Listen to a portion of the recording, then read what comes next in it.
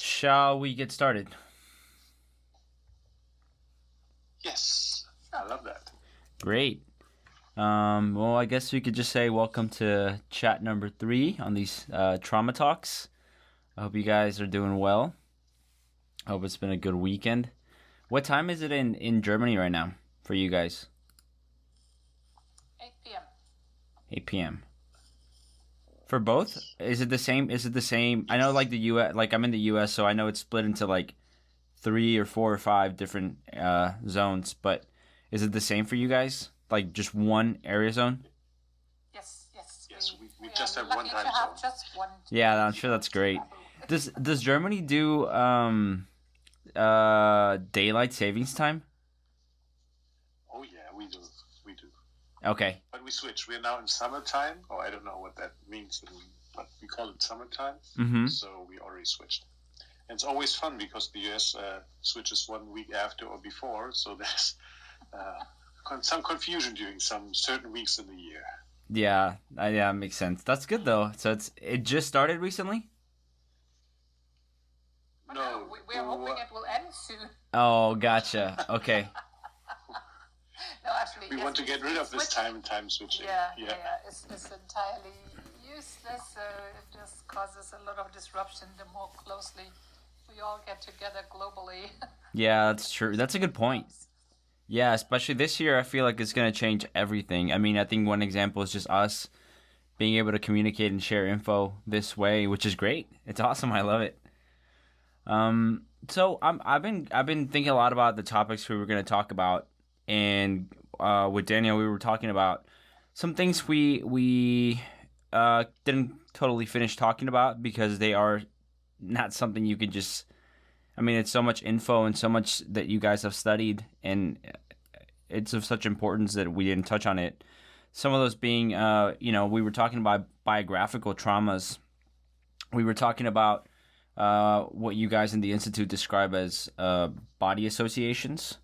And if we have the chance, it would be great to talk about projections and how they play out in our day-to-day lives, what they mean. I know that's a topic that's very well understood in mainstream knowledge and conversation in psychology and not just in the psychology circles like academic ones, but in general people use them a lot. I know they're used in journalism as well. But it would be great if we can talk on these topics and love to hear all your thoughts, what you guys are working on, how they present themselves, and what your perspectives are on these topics. Okay, that was a lot. Yeah. Yeah, that is a lot. That's a full program, yes. Yeah, that is a lot. So if there's anywhere you want to start, feel free to just go ahead, or if you want me to ask a specific question, we could start with biographical trauma and see if there's anything that you guys have been thinking about that topic. Yeah, I think that's something we didn't discuss last time completely. Last time we spoke about the body associations and generational trauma, and the biographical trauma as something that happens within your life, and it's one of the 3 basic types of traumas the Institute for the Study of Peak State has identified. And it can be a big T trauma, like these war, rape, car crash, plane crash, or something like this. Or it can be like one of the small T's, where we just are disappointed because something didn't happen, where we feel alone, where we feel sad because of something that happened or didn't happen. So these are all symptoms that a biographical trauma can have. Mm-hmm. And what's really curious with the biographical trauma is that some people relive basically one or the same trauma in different instances in their daily lives. And that's one of the biggest findings the Institute has made, that there's something what we call a trauma string, which is basically one string of events where certain different events, it can be just falling off the bicycle when you learn the bicycle, later falling off the horse, which is still falling off, but it still hurts, and later separating of the loved ones or something like this, were different events which have the same emotional quality on one biographical trauma string.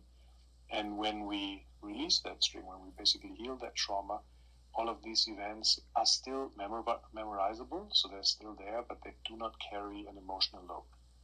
And we feel calm, peaceful, and light about these events, and that's actually a pretty nice feeling. If you think about the last breakup you had, and still feelings of sadness or feeling of left alone come up, and with resolving that biographical trauma, you can just think about that event in the same way as you would look up a handyman in the yellow pages.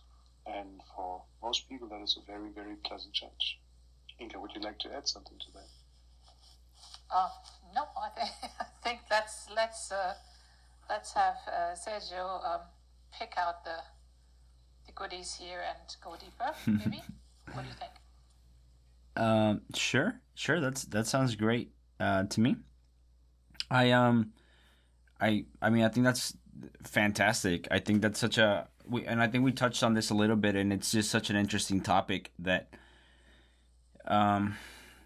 the events that might have been traumatic in the past can be connected to similar events in the future. They what I mean, is it difficult to go to these earlier events to tackle them in order to kind of just heal all of them, to see them as looking at the yellow pages, as you're saying?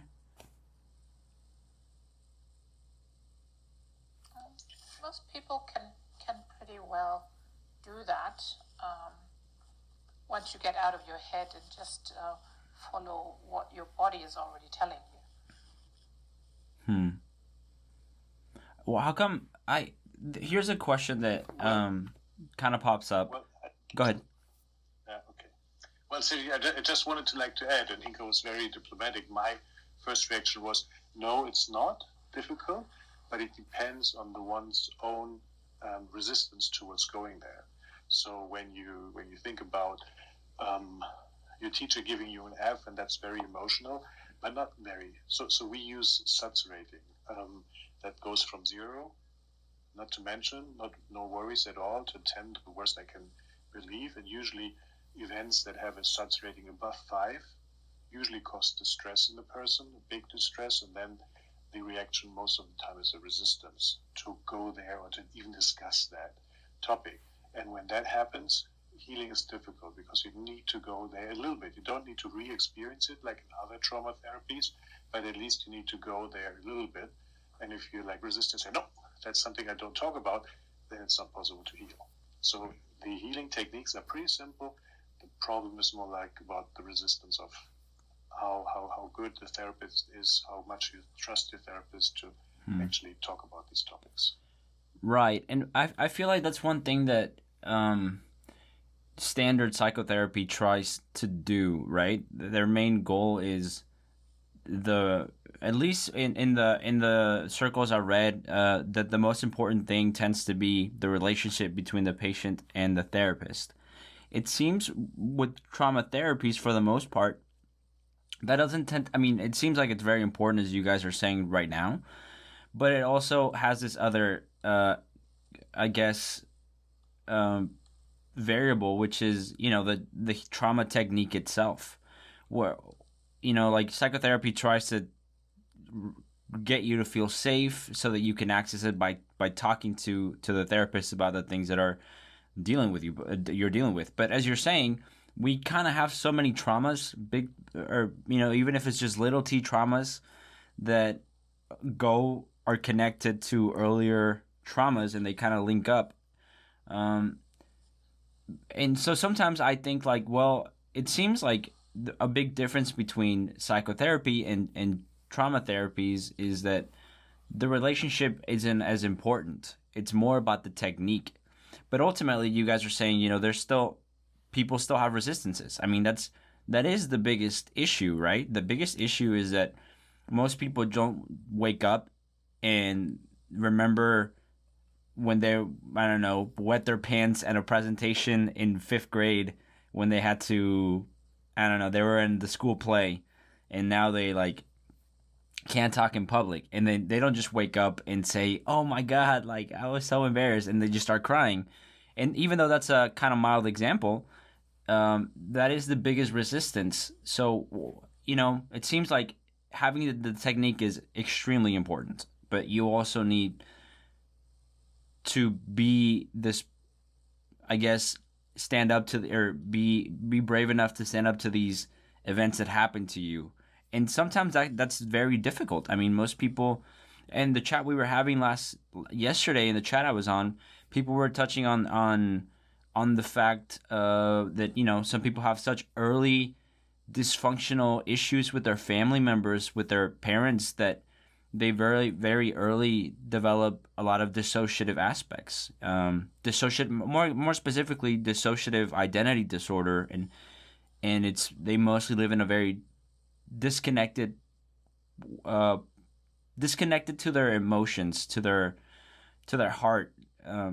So that I feel like that poses a very, very difficult, you know, question to trauma therapy is, how do you work with someone like that who obviously has a lot of trauma, but maybe they can't even access it. Maybe it's more hidden than most people's, that they don't even know it's there. They just feel very dissociated. So how do you work with people like that?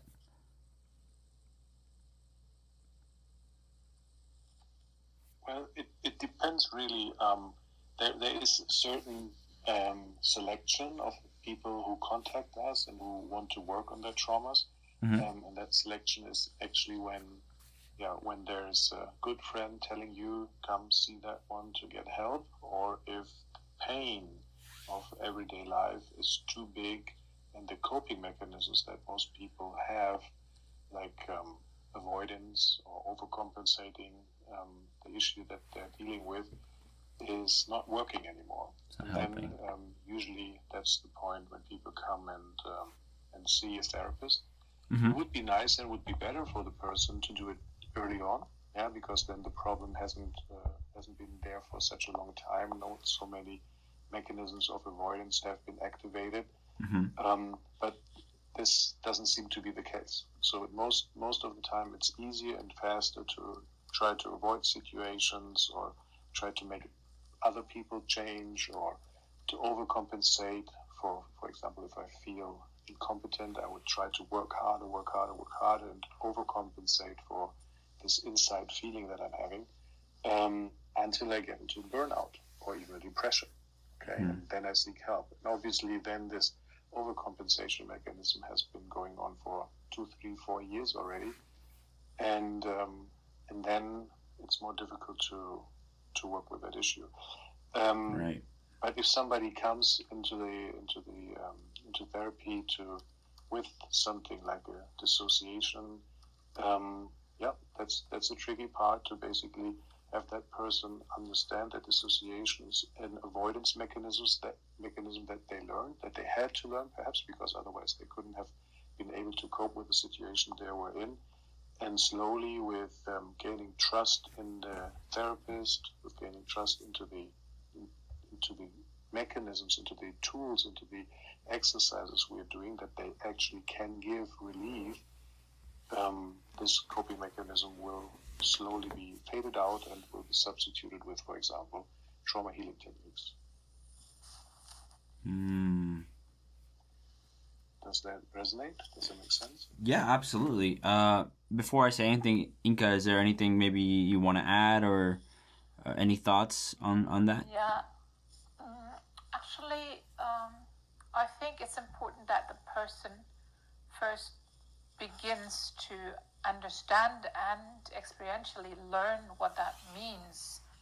That, like, in other words, the difference between being in body, as we call it, and being out of body, which is dissociated. That's kind of like the first step. Does that make sense? A little bit. If you've been dissociated, then it's a bit like a label that somebody put on you, but you don't even know what the non-dissociated part feels like.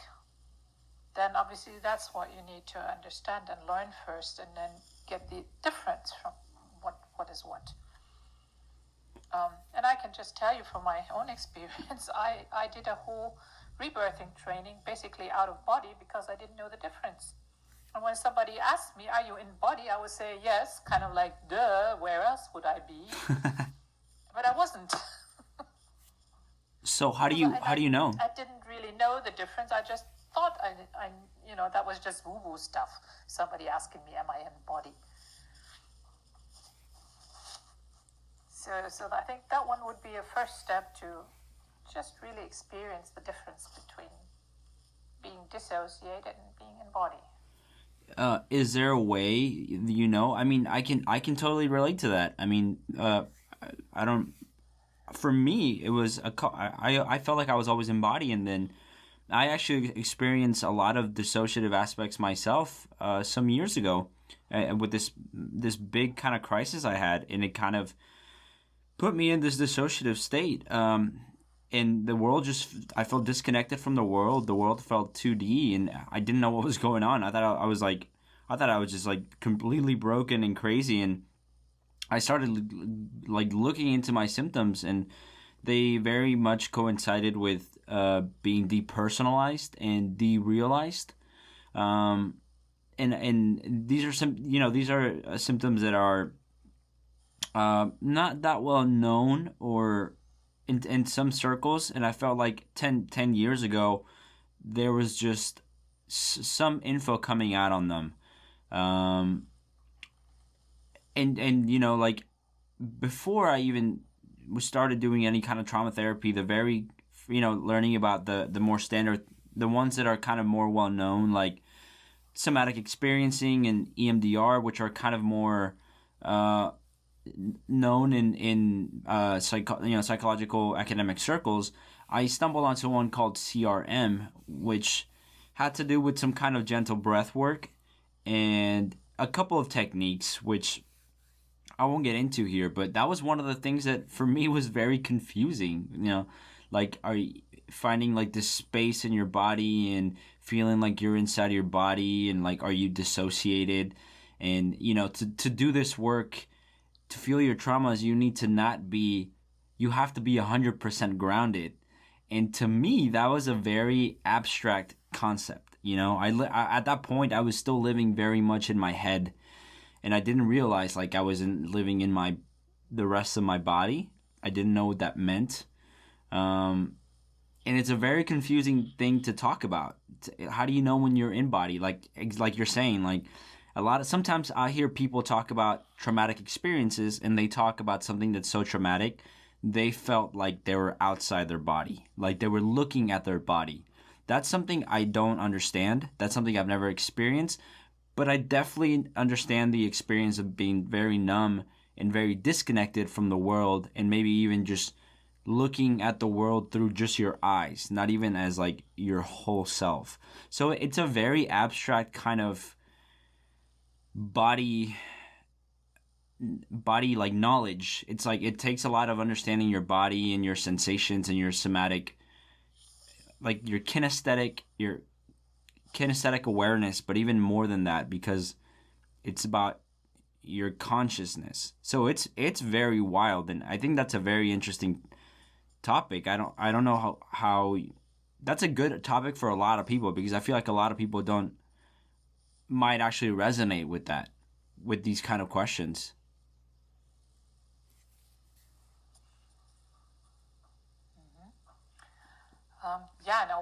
We just had a couple of terms that maybe need a bit more clarification.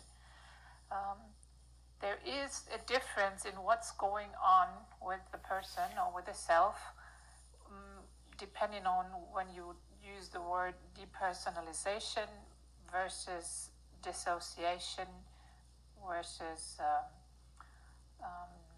derealizations. Yeah. Mm-hmm. So when I'm talking about dissociation, I really mean that effect that you just mentioned, that the person sees themselves basically from outside, like they had a third viewpoint observing themselves doing things.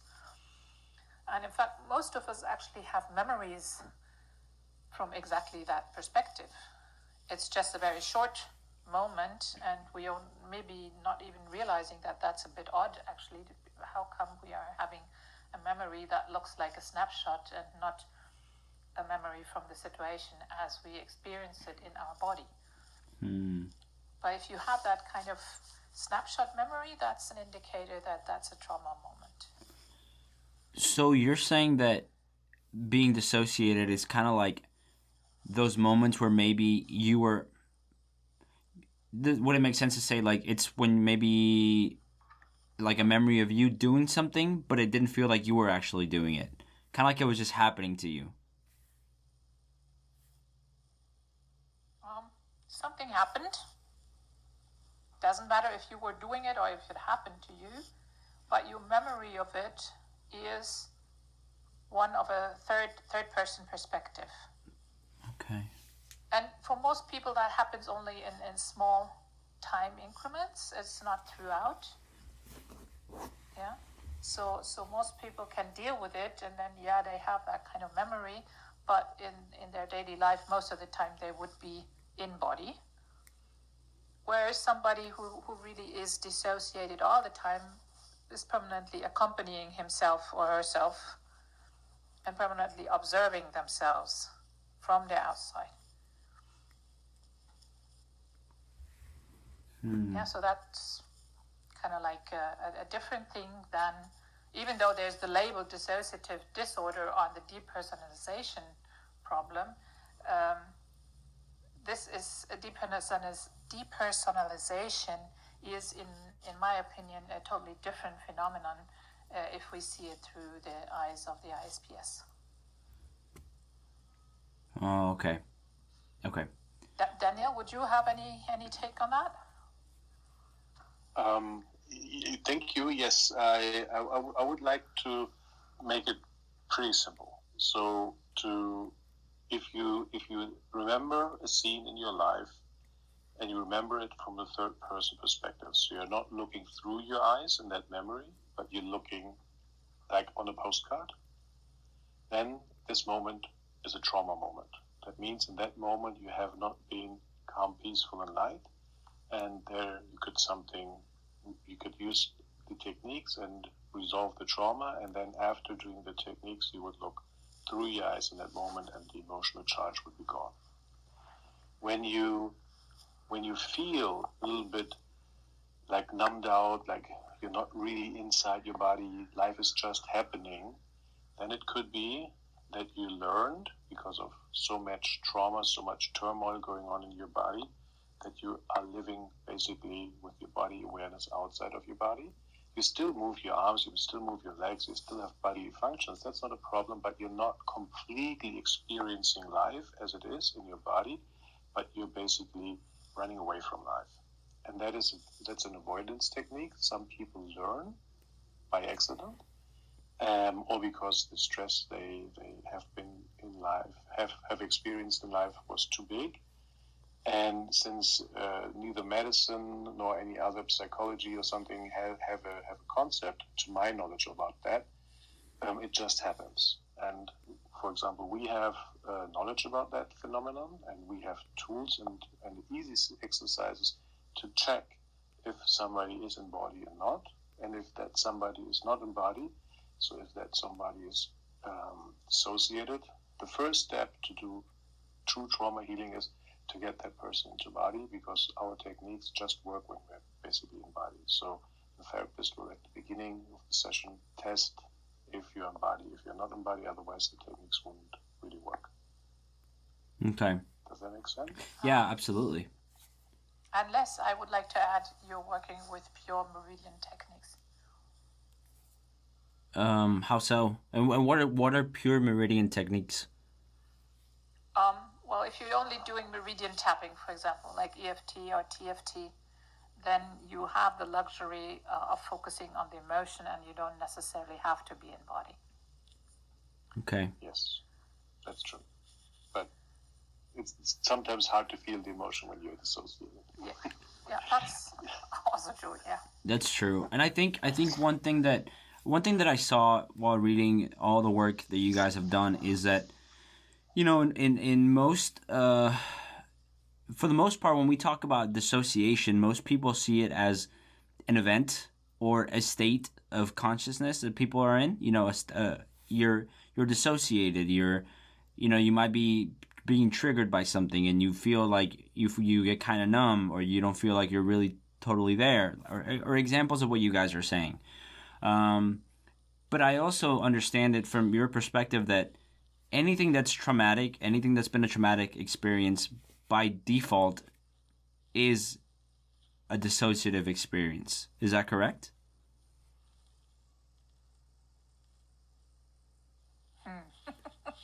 Well, I think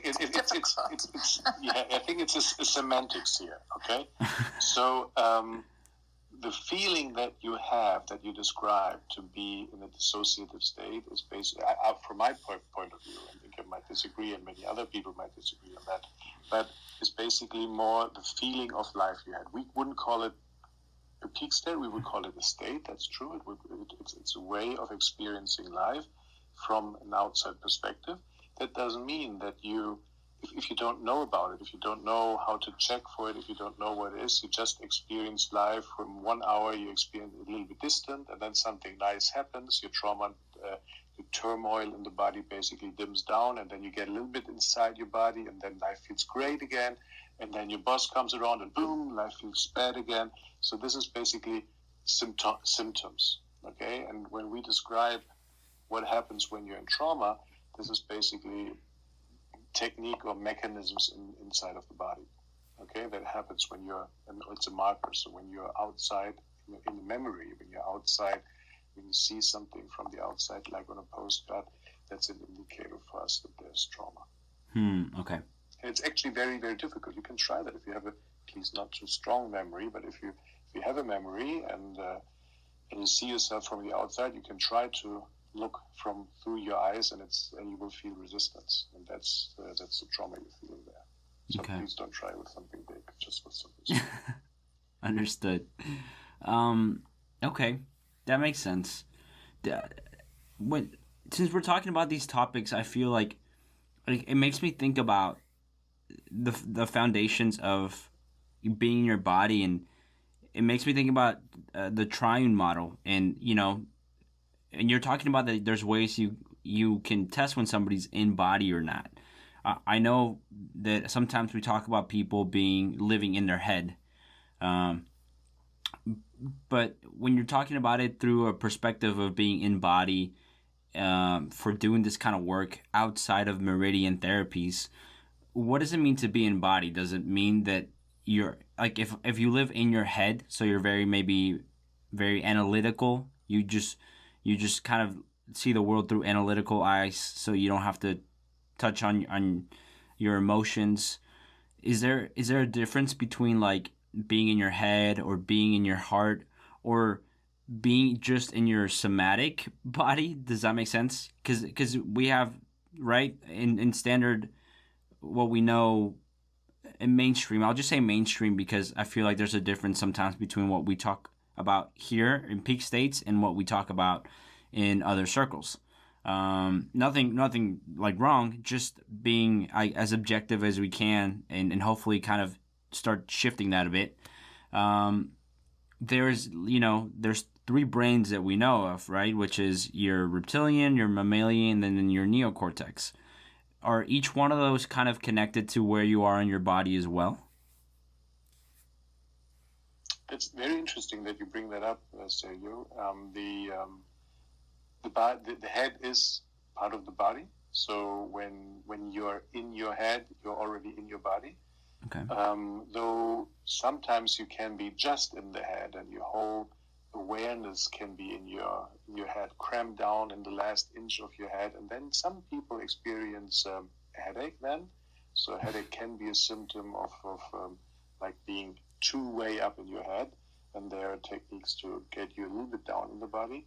But the head is not the whole body. So you're not experiencing life from fully. Okay, you're just experiencing the analytical, the rational part of life, and many people who have like these jobs in accounting and IT and so on, we're perfectly fine. They can live their lives, but they're just experiencing this. But people who want to live their creativity, who want to live the full life energy, who who, for example, dancers and so on, they need, or even artists like singing and so on, they need full control of their body. So they need to be more in the body, and you can be, and I mean, that's how it, I think it should have been from birth. You connected to your feet, connected to the ground you're walking on, and then you're completely embodied, you're full in your body. So there are different stages. It's a spectrum, okay? So you can be outside, okay? You're way over your head. That's also an expression, yeah? That's has something to do with it. Or you're in your body, and when you basically stand with 2 feet on the ground, that's the other expression, saying that you're really fully embodied and that you're grounded and that you are basically, your feet have roots in the ground. And there are several stages in between, but the more you come to that being fully grounded, being fully in your body, the more life is fun, okay? Because you experience life fully, and you experience emotion. You're not afraid of emotions necessarily, and life gets a different perspective than just being in your head. Got it. Okay, that makes sense. That makes a lot of sense, actually. And you talking about it, and I feel like the way you're communicating about this is kind of clicking in my head over things that I held on to for a long time in the past personally, which is, you're talking about how the certain traumas kind of block that, and they can kind of ebb and flow, and they can kind of calm down, and then you can kind of tap back in a little bit more. To me, that was always something that I didn't know how to explain or even understand at the very beginning stages when I was not in any kind of healing route. I was not tackling the feelings underneath. That's something that I saw a lot, where for the most part, for a few years, I lived in this kind of state where I just felt numb and even just very, very disconnected from my body. But I was still in my body. And I realized that every once in a while, things would calm down and I would feel much more connected to my body. And then it would go away. And the way you're talking about it right now in regards to kind of trauma ebbing and flowing, it makes a lot of sense. Because as I got better, as I started healing more, I noticed that when I would get triggered by something, I would go from this very present state to just like very numb and very dissociated, or back to those states. And I knew it was triggering something that maybe had become a lot more relaxed, so to speak. So yeah, I feel like the way you're talking about it, the way you guys are talking about it is kind of clicking with me for the... I guess in a way I intuitively always kind of understood it as I went in this healing route, but it's nice to hear it from a therapist, and explaining it so clearly. Before I say anything, I just want to say hi to Adam. Thanks for joining. It's good to see you, brother. It's good to see you pop in. We're talking about trauma, and we're talking about healing techniques, experiences, things that we might have questions on. Daniel and Inka are 2 therapists that work with very specific trauma techniques. So if at any point you want to talk, you want to say hi, you are more than welcome to. And we're just talking about topics that are pretty interesting, to me at least. So yeah, anyway, that's what I had to say.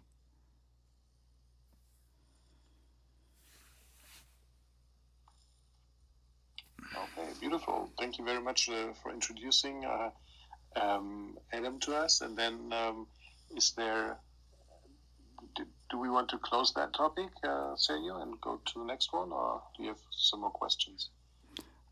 If there's anything else you guys want to say, feel free to. If not, yeah, we can move on from biographical traumas. So I guess the next topic we were talking about was body associations, correct? And how that plays out in our day-to-day lives.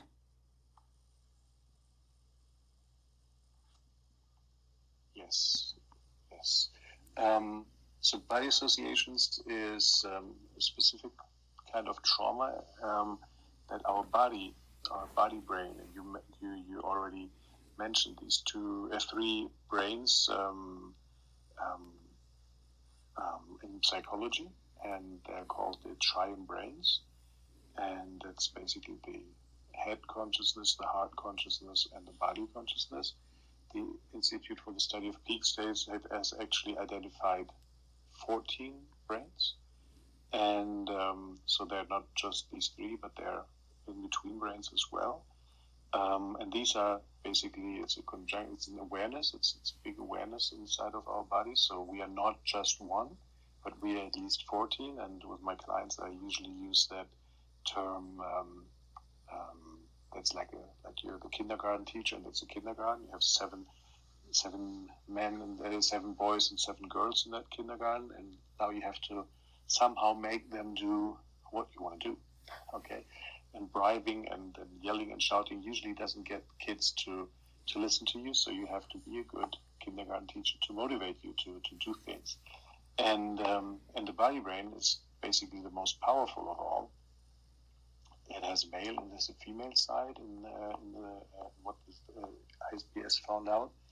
And the body brain's main purpose is survival. And when the body brain sees that threatened or makes association which is threatening the survival, that's what we call a body association. Or the other way around, if it needs something because it thinks that this is helping survival, it makes a body association.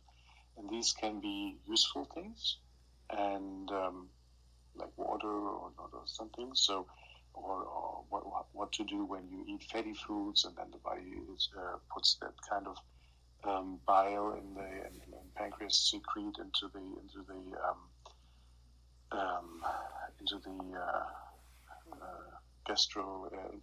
intestinal tract, and then how fast the heart needs to beat when you're running and so on. So these can be things that are really useful for your life and supporting for your life, but these can be things that are also not so much supporting, so to basically give you bad feelings when it's raining outside. Okay, have the association that rain is something bad. So without rain, we wouldn't get crops and stuff like this. So, but some bodies associate rain with something bad, or snow with something bad, or sunshine with something good, and so on, which the body learns. Okay, like a child, from childhood on, it learns. It sees commercials, it sees postcards, it listens to adults when they talk, and so there are association created, and these can be a hindrance in doing your job well, or deciding which route to go to in university as very low level, or high level actually, and very low level, where the body brain actually has functions which is dysfunctional because of these associations. And there's a simple technique as always, we are asking diagnosing questions, and through these diagnosing questions, we know what we have to do, and there's a very simple technique to resolve these body associations, and then the body brain basically has, to that aspect, received a reset, and then can function on that level. Inga, would you like to add something? No, not at this point, thank you. Guys, I think I have to leave you for a short while here. Got to do some domestic things here. I'll be back shortly, all right? Okay. All right, sounds good. Okay, yeah, I feel like that's something we talked about. That's a good recap of what we talked about last time. And it makes sense. I mean, you're talking about the body brain as being, how do I put it? You're talking about it being as like the most instinctual survival part of us, right? Which is what we call the reptilian brain in more, for the most part, right? Which is, like, no, it's instinctual. It's what we think of when we think about our animal self, which is like, what do I do to survive? It's not thinking about relationships. It's thinking about, in a way, I mean, and you guys have talked about this, right? That technically all these brains think. They all think in not what we would call thinking. You kind of have to open your mind a little bit to that perspective. When we think about thinking, sometimes we ask ourselves, like, do dogs think? Or, like, do all these other animals think? Because humans, when we perceive the idea of thinking, we are using our neocortex brain, right? For the most part, we're talking about, I don't even know if mammalian would be language, but we're talking about language, we're talking about math, we're talking about abstract kind of thinking, but we're never talking about other forms of thinking. Like when a good example is music, right? Music is a form of language, and in a way we're expressing, and by expressing we're sharing data. So emotions in a way are data. They're just more abstract. They're feelings, right? But they're a way of communicating, and they give us information. So it's kind of the same with body brain, correct? When we're talking about our body, and it's telling us like, this is good for you, this is bad for you. And sometimes it gets kind of twisted, and something that might be good for you, your body might think it's bad for you, because that's the way it thinks, correct? Exactly, yes. So every brain basically has a different way of working and not thinking. I use thinking, but thinking actually is really much just the word for the action that the mind brain, as we call it, yeah. the neocortex does. Okay, that's truly what we use as semantically thinking. The heart brain, the mammalian brain, is emotions, okay? Positive emotions, negative emotions, feeling good, feeling happy, feeling sad, feeling powerless. That's emotions. And for the body brain, basically, it's in a simple way, good or bad, but it's not good or bad like in an ethical or moral way, but the good or bad is good for survival, bad for survival, okay? So it's a very simple good or bad. But with good or bad, we always need to think about what are the rules, okay? And the only rule for the body brain is survival. While when you're in traffic, there are rules, and then you're a good person when you obey the rules, and you're a bad person when you violate the rules. But for the body brain, the only rule there is survival, mm-hmm. and so the body brain measures everything towards that. Okay, so when we're talking about trauma in general, the good and the bad for the body brain, and that's why we call it associations, to have a word which is not good or bad. So it's actually just associating things with survival and things with not so with survival. Okay, so when we're talking about trauma healing, we're talking about, for the most part, like two different things, or not two different things, but we're talking about, for the most part, a lot of people hold emotional trauma, and then they hold body associational trauma, which is, okay, so something happened. Emotional trauma would be like there was some form of abuse, or somebody yelled at you, and then you felt you couldn't process that, or like little T trauma, right? You had like emotional abuse at home, and little by little it warped your perspective of the world and how you felt, and you hold on to those feelings one way or another. And then you have body associations, which are not tied to these kind of events. Or how would you differentiate those two? Yeah, actually, that's a beautiful example. So when you let's not take neglect or something like this, but let's take something very obvious. So when you have been in a situation as a child where you, for example, got beaten, okay, so you lived in a situation where you actually got physical pain, and with that physical pain, because that was pain inflicted by your parents, you also got psychological pain, okay, because there was what we call emotional needs not met from your parents. So this is some sort of biographical trauma where you feel sad or you feel afraid of adults or something like this. Now the body brain comes in and sees that this is a situation where that is familiar, that is safe, basically, because you survive. You still get your food. You're not dying. Okay, you're surviving.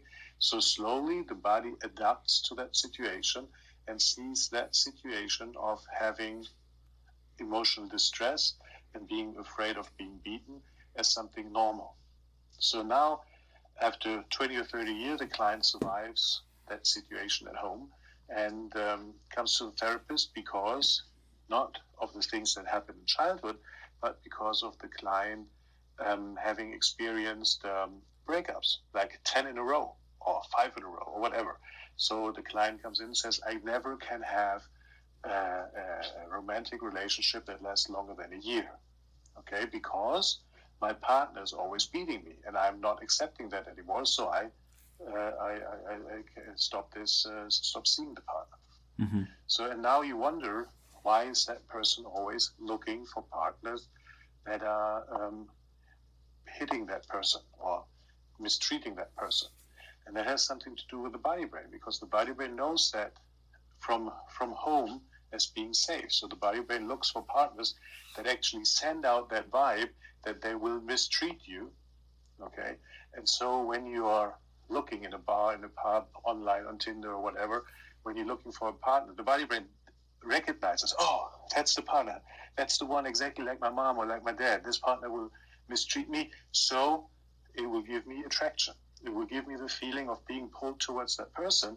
And when that person starts to chat with me, either on text or in real life, I will be attracted to that person. And then perhaps there's going to be a relationship.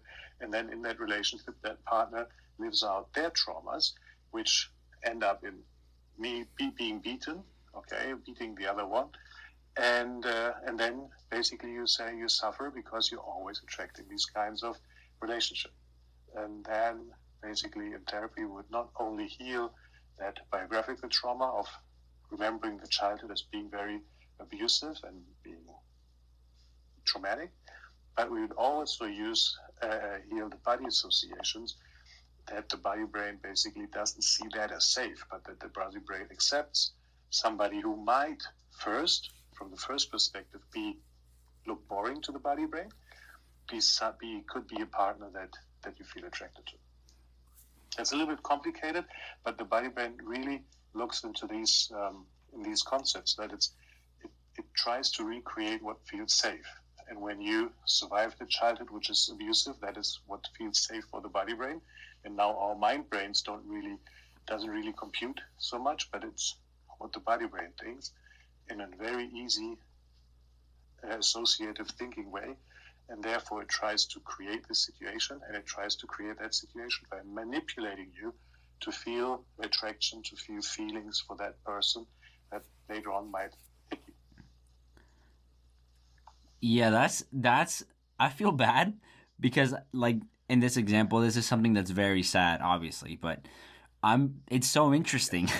Like, it's such an interesting conversation, and it's such a cool thing to learn about. Obviously, this is hypothetical, but it happened to a lot of people, and even though it's complex, it just seems like it's twofold, right? Like, it's two things happening at the same time. It's two kinds of brains kind of holding on to trauma. And correct me if I'm wrong. I'm trying to wrap my head around it. But it's happening in two things. And I think for the most part in life, we see that with a lot of people, right? I think one big example is what you're saying, relationships, like, I feel like the way you're saying, the way we think, sometimes most of what we're living unconsciously or subconsciously. I don't know which one's more correct in this example, but we're attracted to people sometimes that are not good for us, or for whatever reason, and people gravitate to that, right? There's the big example of daddy issues or mommy issues, and you gravitate towards those people for whatever reason, and it sounds a bit like conditioning. So, right? Yeah, it's pretty much what Pablo called conditioning in psychology. Yeah, that's pretty much what the body brain does. And the good thing is that you don't have to train to resolve these conditions, but you can tap your way out of them. And it's two brains working with each other, against each other. Mm-hmm. And the holding on to trauma. I mean, the heart brain that experienced this trauma of an abusive childhood doesn't hold on to it as something it needs to have. It's just trauma which is there and which can be healed, but it's there.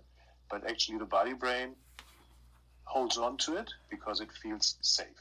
So it recreates the situation that it knows because that feels safe. And it's true. I think even psychology recognizes that most of the time we are not living from our full human capacity of the neocortex and taking active decision, but most of the time we're just in automatic mode, okay, just reliving the programs that we've learned. And there are some nice books also from Bruce Lipton called The Honeymoon Effect, where he explains that when you're actually in honeymoon, then you're living fully. You're not living from the program. You're experiencing life jointly together, and it's all happy and happy.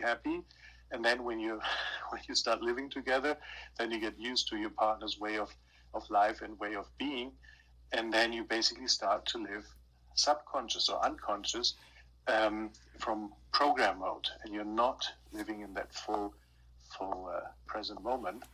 And depending on the programs, that's also the same thing as that Robert Kiyosaki guy has with Rich Dad Poor Dad. When you have been conditioned in a way, they have been surrounded by people who are poor, you make decisions that are similar to these people that are around you, and you end up poor. While when you have been conditioned and grown up with people that are rich, it's more likely that you take decisions that make you rich. So that's from this automatic, from the subconscious perspective of what you learned, you're repeating. Okay, and only if you start thinking about it consciously, when you put your complete awareness to the task, which is cumbersome. It's something you need to train. It's something it consumes lots of energy, and you might feel traumas. That's why the reason why you might not want to do it. You might feel pain. You might have a difficult situation where I apply for that job or this job, and then you feel perhaps torn between them, and not feeling torn, you just resort to that automatic decision. Oh, I don't know. I like that guy's jacket better, and so you go there.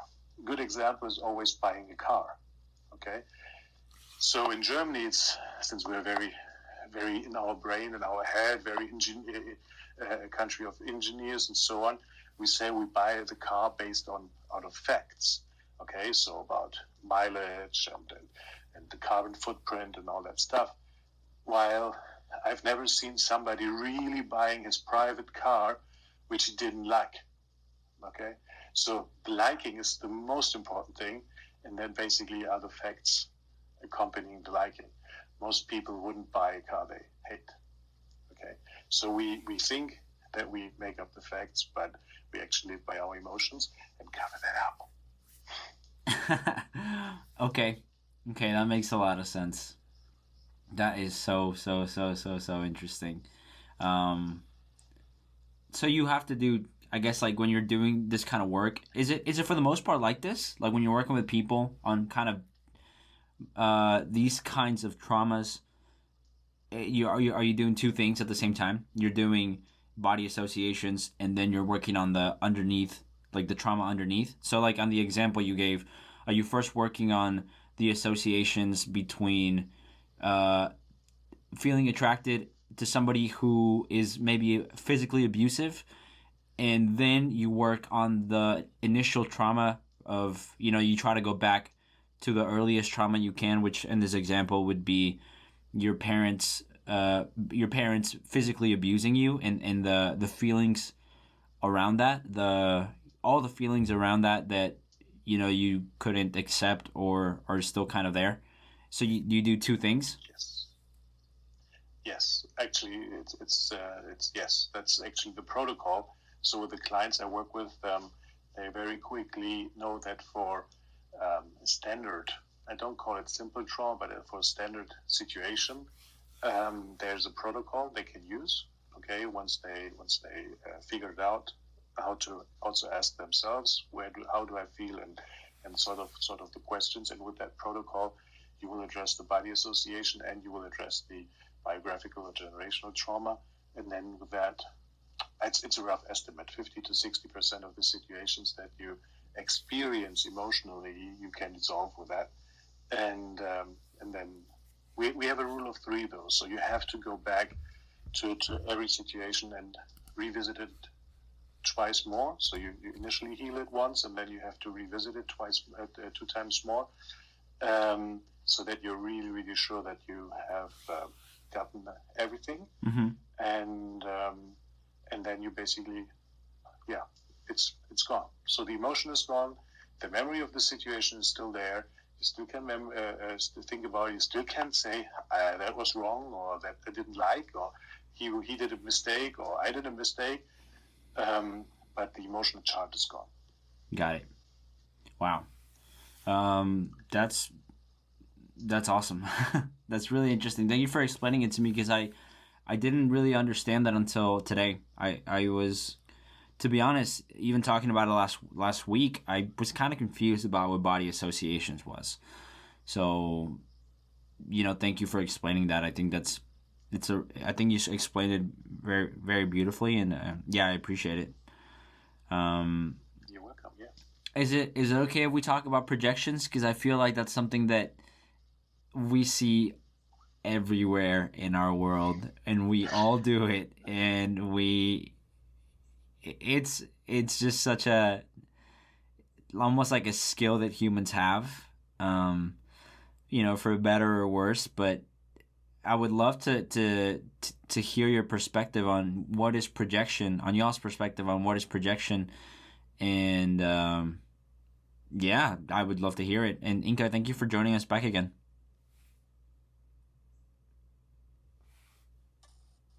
Yes, I managed to get back and get things sorted here. So, projections.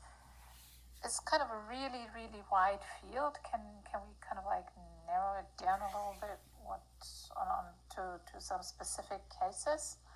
Because essentially everything that is going on outside us, and that doesn't leave us calm, peaceful, and light, in terms of interactions with our nearest and dearest, and sometimes not so dearest people, can be boiled down to two types of trauma, and one of them is projection.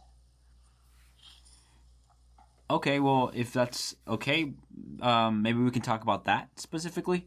So when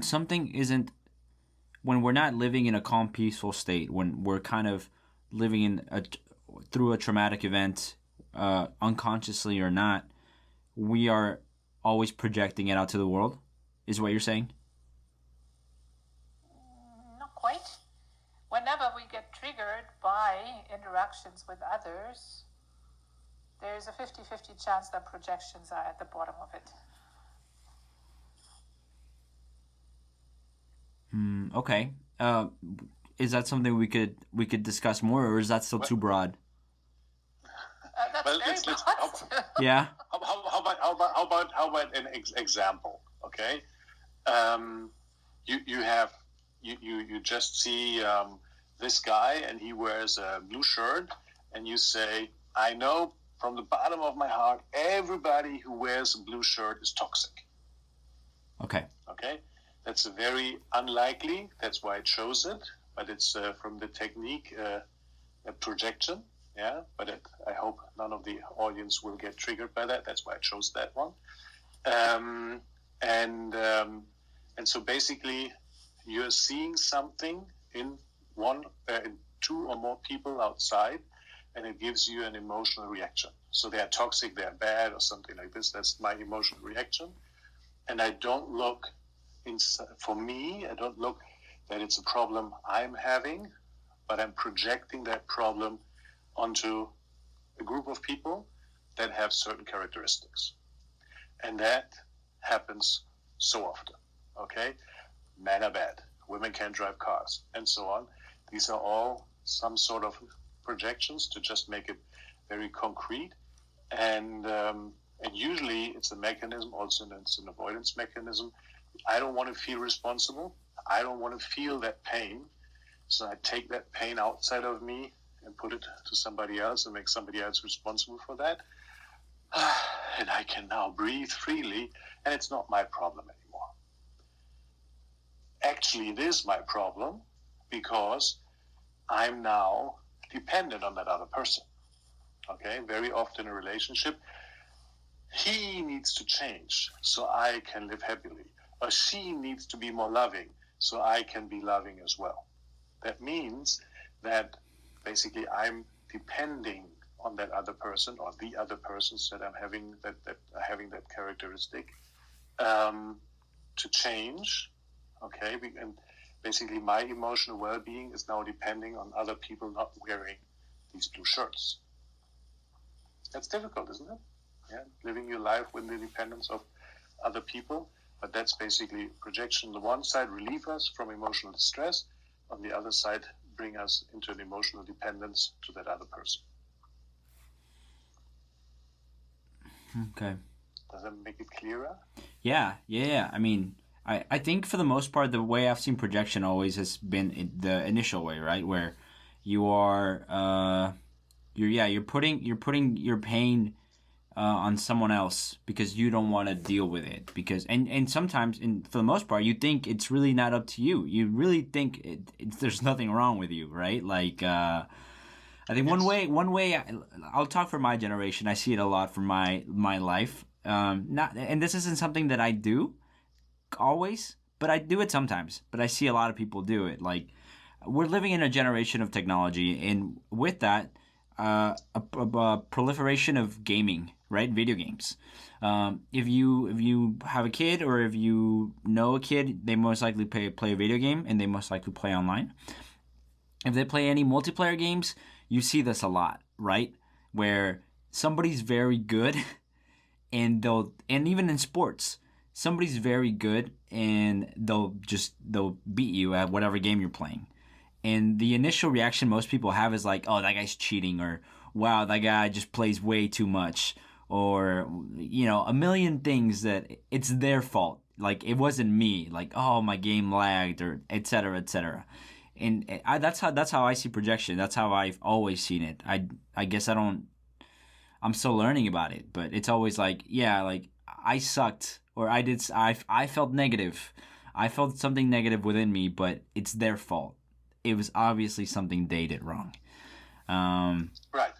So they played better and won, Yeah. and that's why they were cheating. So that's the projection.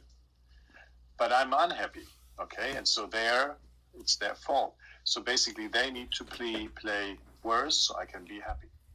So I can be happy depending on that person being playing worse than me. That's the other side of projection, and that's the interesting side. Because that gets people to think, and actually get people to sometimes to want to resolve these projections, and then you can live calm, peaceful, and light. So is the other side more complicated? Not necessarily, but it's the unseen or unrealized problem of avoiding my pain. Okay, so we take that situation again. So if somebody plays video games, okay, and somebody else plays better, I could use my defeat as a motivator to play better, or to learn better, or to read articles how to improve, and then try it out and improve. But instead, that would be a healthy reaction to the situation of being defeated. But the unhealthy reaction, the trauma-based reaction, is feeling pain inside and not wanting to feel that pain inside, and so blaming the other person of cheating. And that's the projection. That's absolutely correct. That's the first part of projection. So whenever I say, basically, I'm not necessarily doing that consciously. Project, as I said, is an avoidance mechanism, which just happens like this, also subconsciously, just getting rid of that pain. So you're not necessarily aware of projection. So it's good if you have a good friend who is versed in these techniques, and then you say, is it really him or is it you? And then you might not want to hear to that. Might not want to hear that, because it feels somebody basically puts up the mirror in front of you when you're projecting, then you feel your own pain, and that's not very comfortable. And so you might get, again, aggressive against that person who's putting up that mirror and saying, isn't that perhaps you? And then Correct. you might have that escalating conflict there within your teammates, possibly, what might split up the team, the multiplayer team. So owning your own pain, owning your own emotions, is one of the biggest things our Western societies don't understand. Okay? It's always trying to avoid pain by all costs, by changing behaviors, by changing laws, by changing something. But the pain I'm feeling inside, first of all, is my pain, if I'm talking about psychological pain, it can be really painful. I understand that. And it can be really unfair to have that as a baggage and come to life with that lots of pain that we're having. I get that. But on the other side, I'm very happy to be able to show clients techniques and ways and processes to get out of that pain. And not by avoiding it and blaming it to others, but by just simply resolving it. And I'm not talking about physical pain here, I'm just talking about the psychological, emotional pain.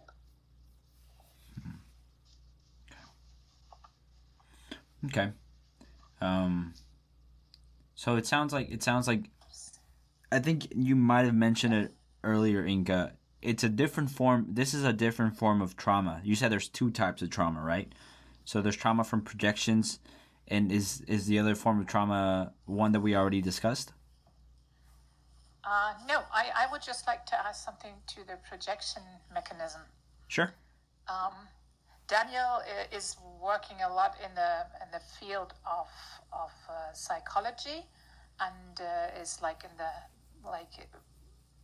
connects mainstream with what we are doing. I'm like a very pure, only this kind of therapy person. So I'm really just looking at this from the development or growth perspective, right? So what you can also do is every time you notice that you're attributing certain characteristics to certain people, never mind if they're true or not, as long as you get triggered emotionally around the whole thing, you have a great chance to heal something in the way that your different brains are functioning.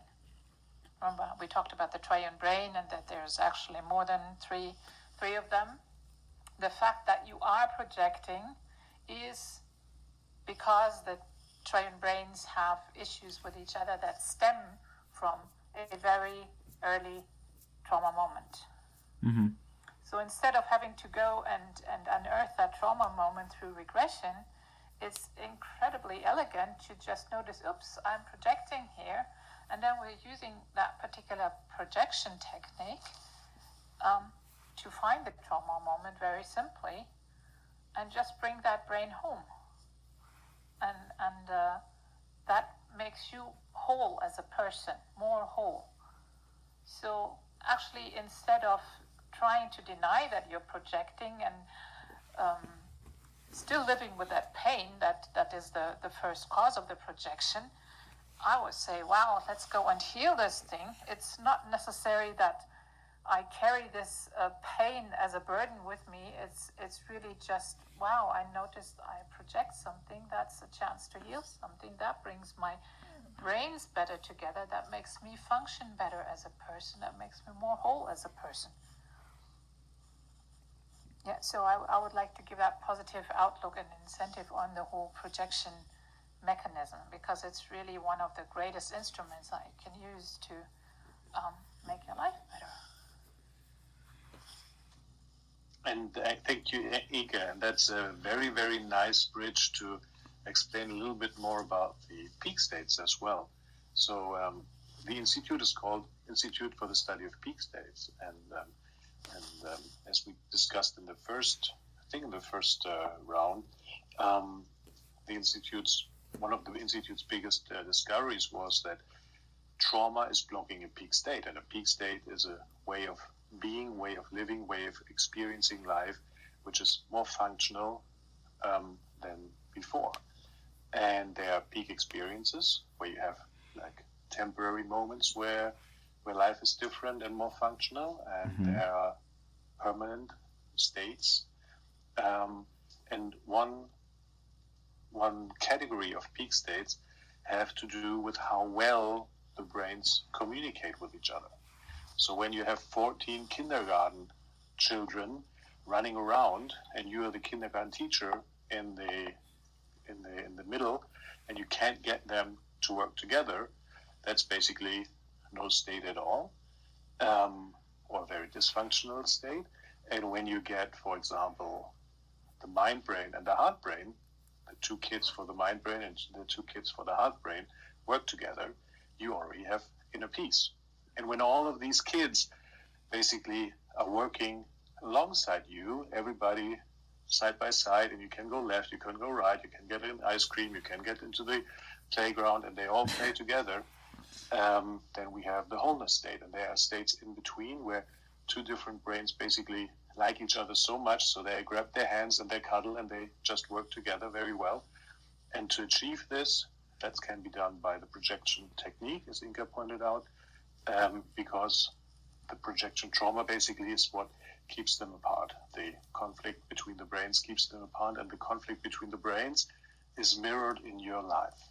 Yeah, with players in your life, with game players, or with your partner, or with your parents, or with your siblings, or your boss and colleagues, and so on. That was a very, very pretty analogy. That was really great. That makes a lot of sense.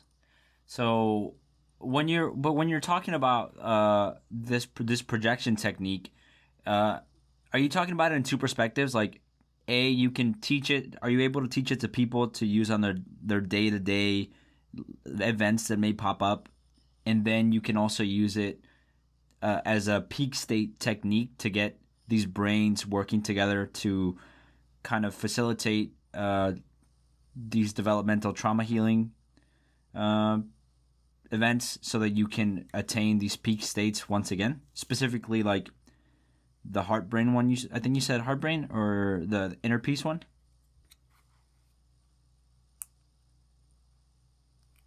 Does that make sense? The heart brain and the mind brain would be the inner peace one. Yes. Okay, so you. But I just like to add, not all peak states have to do with the brains and their conditions, but the ones that are relatively easily attainable and that build on each other, initially they have to do with the brains, and that's just really a way to get much more functional and much happier person. And yes, you could in theory get a peak state from projections, but probably it's more like working incrementally towards a better merge. So it's a longer process. It's not just 1 or 2 sessions. Okay, that makes sense. Except for the inner peace process, which is a process that's actually designed to get you to that peak state. And but that's not a projection technique. That's a different thing altogether. Okay, but back to your question, and that's awesome what that Inka explained that. So with the peak states processes the Institute offers, or the therapist of the Institute offer, it's basically a shortcut. You heal certain developmental events, and then basically there is peace between the heart brain and the mind brain, for example. Not completely necessarily always, but most of the time. And that gives you that nice feeling of being in that inner peace state. And then, of course, when you are working with a therapist, depending on what you're doing, usually you can just go and you say, I have one problem, I have an issue with my boss, or I have an issue with all my superiors, then most probably the therapist will use a projection exercise with you to resolve that problem. But if you are on a growth path, if you're on a path for personal development, you will not just have one session, but you will go in and say, okay, I'm going to work every week for half a year with a therapist, and then you will come across that technique, and if you are paying well attention and your therapist teaches you because you are versed to use that, then you might have a tool which you can use on your own. That's a little bit depends. It's not complete self-help, okay? So these tools are very powerful and they can create problems when you use them wrongly, but they're easy techniques sometimes, and the therapist can agree with you that you can use, like for example, the rule of 3, that you repeat certain things on your own. But that depends always on the client and on the agreement. Oh, okay. Thank you for answering that. Okay, interesting. Talking about I could be wrong. It could have already passed, but you guys are working on the inner peace workshop. Did it already pass, or is it this year, this month?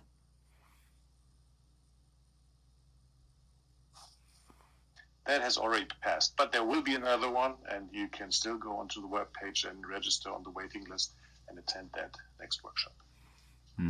Got it. Well, I'm seeing, I think I saw something, I don't know if it was the next one or the one that passed, but it said inner peace and inner unity.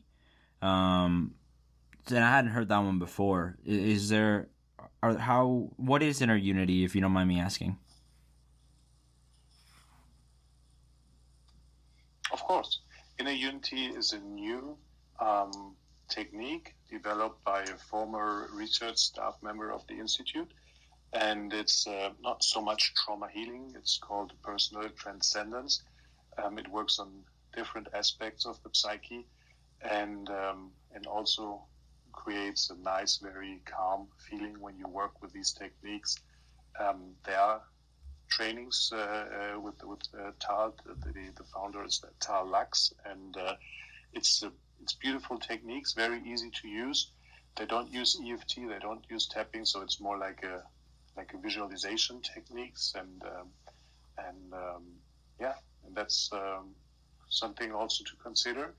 It always depends on where your situation is, how deep you basically want to jump into that pool and want to heal, and it's personal preference as well. But they are very powerful as well, and that's why we put them together. First of all, inner peace and inner unity, the words play very nicely together, and then also they basically work in a very gentle way, and we thought that they work very well together on that weekend workshop. Okay, that makes sense. So it kind of facilitates the work you guys are doing, correct?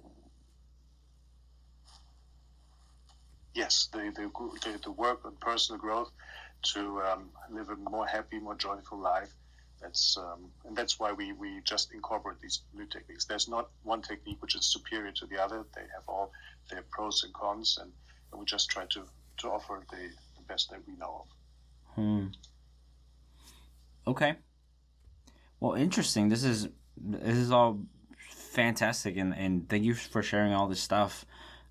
There's something I wanted to ask y'all, if that's okay. That's it's more on your own personal take on trauma and on healing and the nature of this field. I was just curious. What do you personally? Where do you hope to see this field move towards, and personally, and what you want to accomplish, but also, like, what do you think needs to be done for this field to kind of become more of a powerhouse and more mainstream? I'm talking about ISPS, but I'm also talking about in general, all the other techniques, and for this field to grow, and so more people understand that this is kind of what rules our lives for the most part, from governments to our individual lives.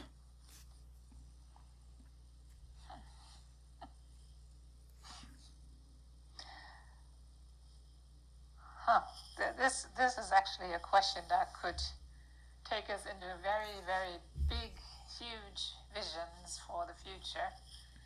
Because I really believe if everyone knew these techniques, life on this planet would be entirely more enjoyable, and people would have really a much more enjoyable and productive life. I mean, when I see things happening that people are struggling with one tiny thing that we can take care of essentially in 2 or 3 sessions, and it's essentially their whole life that revolves around something like that. I think, wow, it's really time that this technique goes into mainstream medical and psychological field. But I would go further and say everybody should have that, like their own private little medicine chest, yeah? What do you call the thing in English where you keep your aspirin and your Band-Aids and so forth? That's where these techniques need to go. Yeah. Oh, like your medical kit, like your like a first aid kit? Yeah, exactly. Like everybody's first aid kit. Oh, I'm not calm, peaceful, and light. Let's do something about that. Yeah. So your goal is to kind of make it. Like. Go ahead. Sorry. I was just saying, imagine what that would be like. Everybody just knowing, oh, I'm not calm, peaceful, and light. Let me just go and look into my medical kit, sit down, do a couple of tappings, projections, whatever, what's necessary, and then just deal with my stuff before I act out my trauma on the rest of my environment. So I would like completely agree with Inka. Life on this planet, if everybody knew these techniques and would apply these techniques, would be dramatically different. For me, it would be, and now also I'm using my rules behind it, my judgment, it would be much, much better, because I think we would have lesser conflict. And on a small level, within siblings, within the school, within partners and relationships, but also on a bigger scale, within counties, within government, within governments in different countries. So this would dramatically change the way we interact with people, and it would change the way of seeing somebody emotional as being weak, as seeing somebody being emotional as just having, I don't know, like a small cut and needing a Band-Aid, as Inka said, and increasing the empathy between people. Okay, so if somebody would react impulsive, then usually our today society is a cancel culture. We would cancel that person out and would say, that's not the way to react in a business meeting. What did she think? What does he believe that she's doing or he's doing or whatever? That's basically blaming that person for being emotional, instead of going there and understanding, hey, you having a hard time? Are you calm, peaceful, light? No? Okay, come on, let's go to the next room. And then we both know the techniques, sit down and just do it. I'm not envisioning stuff. It's not necessarily the future, how it's going to look like. And I'm not necessarily proclaiming that people use these techniques that we are using with our clients and teaching, but doesn't matter. Any technique that leaves you afterwards in a gentle way, calm, peaceful, light, is valid for that. And then you just go into the next room and say, okay, why do you think? Oh, okay, I'm reminded when this person said this about this, and said, okay, just feel the emotion, just do your thing, and then calm, peaceful, light, return to the meeting and go on. Okay, so that's a completely different world, filled with empathy, filled with with a compassion with one another, and not with so much separation, hate, blaming, canceling, and trying to get on top of the other one. Okay, and getting on top of the other one for me basically is just to avoid your own feelings, avoid your own fear, you avoid your own sensation of scarcity, and this will be all gone. Okay, and we're not necessarily this hippie culture where love above all. I think it would be like a very open-minded, very reflective way of living your life and understanding. It starts small with the kids, and it grows bigger in business and everyday life, and then towards the end of stage life, it wouldn't be something where you put your elders in nursing homes which are run economically, okay, but where you put them in nursing homes where they would enjoy their last days.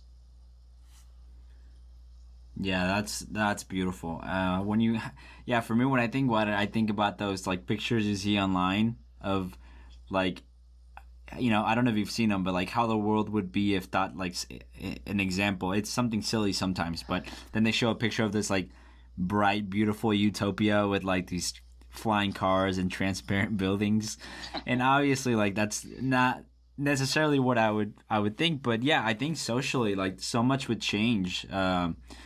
The idea, I don't know where it comes from. I don't know if it comes from a trauma perspective that people are so enmeshed with all this trauma, in that they, we still live in societies where I remember people laughing at Justin Trudeau when he said like the importance of emotional intelligence.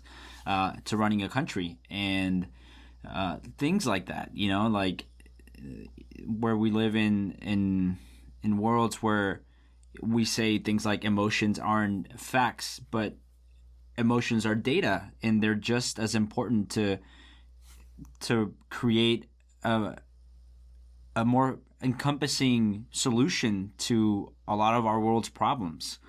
Like we were talking about earlier, I mean, your neocortex brain is just one brain, but if you see the world through only one set of eyes, you're only going to find one solution, and it's going to be it's not going to be expansive.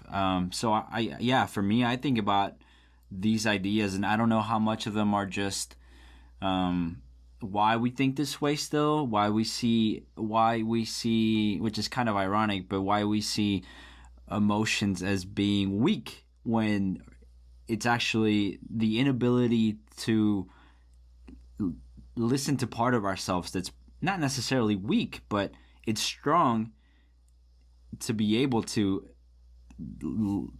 accept this part of ourselves and to listen to it. It's actually the opposite. And I find these kind of like paradoxes in life just so weird because, you know, we're all relatively new to the world, so we don't understand where they came from exactly. We can just kind of do our best to figure them out with our limited time. But yeah, it's really interesting, and for me, I mean, I really hope that talking to you guys, specifically to you, Daniel, and to you, Inka, you know, I hope that we're able, when I say we, I mean just like the world, but you guys, you know, are able to kind of implement at least some of the techniques to mainstream understanding and acceptance, like with somatic experiencing and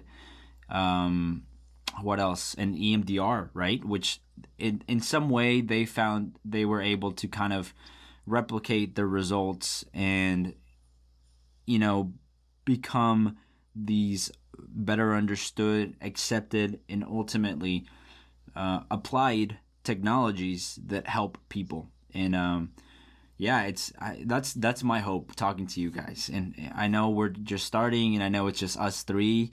And this time we had somebody else join, and I know him, and he does a lot of meditation for men's groups, so he's kind of involved in this perspective a bit. So, you know, it's only my hope that at least recording this and talking about these things, it only helps you guys, and it only helps people understand, and, you know, that I can provide some kind of fresh perspective. But yeah, it's interesting. That's my hope. You know, that's my biggest hope doing this. Yes, Sergio, I love it what you said. I love that phrase, and I think we should coin that. Emotions are data. Okay, so actually we're living right now even in a time where everything has to be fact and has to be fact checked, and everything has to be researched. But if we then even get in conflict about that research, then the research becomes dogma, and it's not research anymore, and then it's just full of emotions, and then there's fight and there's conflict about who's wrong and who's right. So actually, we want to say everything, just the facts count. And in my therapy with my patients, I have a whiteboard, okay? And one of the most with most patients in one of the first sessions, I take that whiteboard marker and I tell them I want to do a small role play, and I say, look at that whiteboard marker. I hate it. I hate it so much because it's not writing well enough for the whiteboard, so that's why the whiteboard image I'm drawing is not that way I want it to be. And then usually patients look at me and say, what? They said, please take the other position. And then they take the other position, say, no, it's just good enough, and it still works, and there's still a liquid in there, and so on. Mm-hmm. And so you see, that's just a whiteboard marker. And you can look at the thing with facts, because the fact is that I used it and it didn't look good on the whiteboard. And the other one has the fact it still works, but it might work not as good as a premium whiteboard marker, or whatever. Mm-hmm. So facts are not actually something that we can base our living on, our world on, but emotions are, because emotions are true for us, but the facts depend on the perspective that we're taking. Okay, so when I take a different perspective, my facts change, okay? So then people argue about the facts, but first of all, we have to look at the perspective. And then if we have the same perspectives and then we want to argue, then there's something we can use with the facts. So that's how miscommunication always comes. But somehow we have the concept that facts are important. And as you put it, emotions is data, and we use data to decide what to do. And emotions are very, very important data, because usually we wouldn't go against our emotions, okay? And which is basically how we live our lives. And the example that we had with the body brain, that's data. I want to feel safe, and therefore I create or recreate a toxic relationship over and over again. And if we know that this is data and we have the tools, we can do something about it. And you just can't trick your subconscious of not doing it. Subconscious is way too powerful for that. Yeah, no, I totally agree. There's so many books out there talking about. I think the biggest one is like that the mind. What is it? It's like the analogy of the rider and the elephant. And the elephant is like your emotions or something, but you can control them. You being the rider. And it's a great analogy, you know, like it's one of those kind of like behavioral analogies. But ultimately, like your emotions are the elephant, and the elephant is a lot stronger than you. And eventually, like, you will get tired of trying to hold this elephant. And this analogy shifts eventually. It doesn't completely align with, it doesn't add trauma into it, but eventually, like the elephant, like, you want to become the elephant, right? You want to be able to not have to control this, not manage this elephant, which is like your behavior because of trauma or body associations that kind of subconsciously like make you do the things you don't want to do. So yeah, I want trauma to be like the foundation of how we think about behavior and how we think about how we live our world. But yeah, I think that's always like the biggest conflict when doing this kind of scientific research into these therapies, right? Like, how do you measure this stuff? How do you find ways to use the scientific method when you're talking about stuff that from the very beginning is using subjective measures, right? Like SUDs or emotions or things that are not as tangible, and they tend to be thought of as more abstract in our brains still. I find that to be like the biggest, but I'm not in this field, right? I'm just a person interested in it. I find it to be like the biggest challenge. Do you guys find that to be the biggest challenge? Yeah, I mean, you just said how do you measure, and now even think how do you research this kind of stuff, because you're using your own perception as something that does the research on yourself. That would be like drawing some blood and asking the blood about their hemoglobin levels. Okay, because you're doing the work, and you don't take a robot or some chemicals to determine it. It's you who observes stuff and who's doing the research. So it's very, very complicated. I think we need also different ways of researching and different ways of proving that stuff works than a randomized blind control study, or was it RCP? So anyway, one of these, I don't know the English term, studies that are currently the gold standard in scientific research, because we are working now not with the outside world, where these studies work perfectly, but we're working with the inside world. Okay, and that's a paradigm shift. So it's a little bit complicated. But we're happy that there's like 25 years of research already done, and we can already work with the tools developed. Yeah, absolutely. I mean, if the tools work, then the people who kind of tend to be the early, early adapters and try and just want to try these things, they're the ones that are going to benefit the most, right? So that's at least one of the most, that's the most positive thing, and that's a great thing. But yeah, of course, it does pose a little bit of a problem not being able to, whether we don't conceptually we haven't taken that leap to be able to measure these kind of new models that hopefully take our society or humanity to the next level, right? Which hopefully is societies that are not, the biggest epidemics are in mental health and these kinds of things that we're living right now. So yeah, it's super interesting, and I hope we figure it out soon. I would love to see that. We can wait, or we can take the next step today, and that's the interesting thing. We only can take steps today. We only can take steps, and that's why I love that we may have that talk and that we also publish it on YouTube and so on, because the only thing when we can change something for the future is now. Okay, so if you're thinking about doing something with trauma, just listen to the next recording, listen to the previous recording, and write something in the comments and get in contact with us. Yeah, that's very true. That's perfect. That's all I got. That's all I got for today. I wrote a lot of notes. Hopefully we can continue this and continue chatting. I do apologize if it sounds a bit more like I'm interviewing you guys than having a discussion.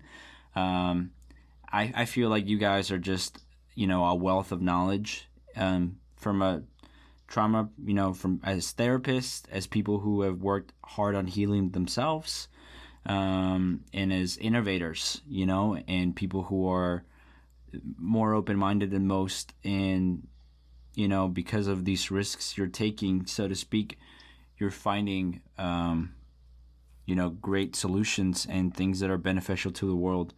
So if at any point it feels too interviewee or something, just let me know. But yeah, I just wanted to clarify that from my end. So thank you very much. I very much enjoy our talks, and I very much hope also we continue into the future. And thank you very much for today, and hope to see you next weekend. Okay. Yes, thank you also from me. I don't find this too interviewee type. I actually find it very helpful, so that it gives us a bit pointers how to communicate to people who are really interested in this, because of course we are deeply immersed in our own jargon and our daily trauma oriented life with our clients. So it's really helpful, just when you're asking questions, and that gives us an idea where we can help you connect with things, and how other people can also connect with what we're doing. So thanks very much for that. Of course. There's one thing I would like to end this with from my side, and that is, there's this quote. I cannot remember it. I will send it to you guys, but it touches on what you said about when you're teaching these new paradigms and you're trying to share with the world. I don't want to butcher it, so I will send it to you guys, but I think it would be really helpful. So yeah, I just wanted to say that before we left off, so that I don't forget. Okay. Looking forward to it. Wonderful. Okay, well, Daniel, thank you. Inka, take care. Have a good Thank you. Sleep well, right? It's 10 o'clock, 11 o'clock? Yes. Good night. Bye. Good night. Thanks Sleep very well. much. See you next week. Bye. Sounds Bye. good. Bye, Inka. Bye, Daniel.